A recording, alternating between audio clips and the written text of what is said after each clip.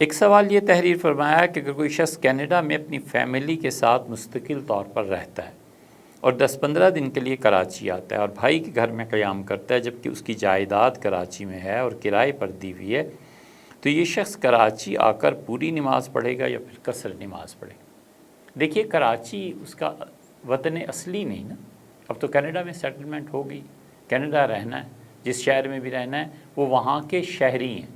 جب بھی وہ کراچی آئیں گے مسافر شمار کیے جائیں گے، جب تک کہ وہ 15 دن سے زیادہ قیام کی نیت نہیں کرتے وہ مسافر ہی رہیں گے۔ بھائی کے گھر رہ رہے ہیں، مسافر ہی ہیں۔ اپنی جائیداد صرف مکان ہونے سے، صرف زمین ہونے سے کوئی بھی آدمی کہیں مقیم نہیں ہو جایا کرتا۔ مکان آپ کا ہے، آپ کرایہ لے رہے ہیں، لیکن اتنی سی بات سے آپ کو پاکستان کا سٹیزن یا کراچی کا شہری قرار نہیں دیا جا سکتا۔ آپ آئے ہیں، مسافر ہیں، آپ نے اگر 15 دن سے قیام زیادہ کرنا ہے تو پھر وہی شرعی احکامات آپ پہ ہوں گے کہ آپ مقیم ہو جائیں گے، ادروائز آپ 15 دن سے کم قیام کر رہے ہیں تو آپ مسافر ہیں، آپ پر سفر کا ہی اطلاق ہوگا۔ ساری بات کا خلاصہ یہ ہے کہ محض ایک مکان کی وجہ سے آپ کراچی پہنچ کے مقیم نہیں بنتے۔